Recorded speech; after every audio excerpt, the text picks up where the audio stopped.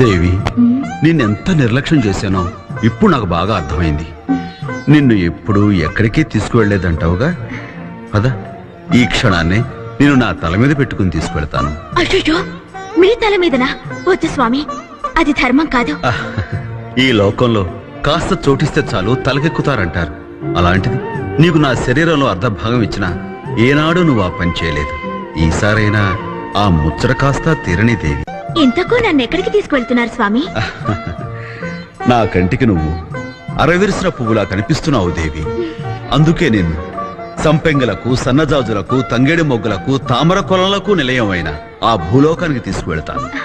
అక్కడ నిన్ను ఆటపాటలతో అలరించి, ముద్దు మురిపాలతో మురిపించి, లాలించి, పాలించి, రసానంద సాగరంలో ఓలలాడించి ఓహో అనిపిస్తాను.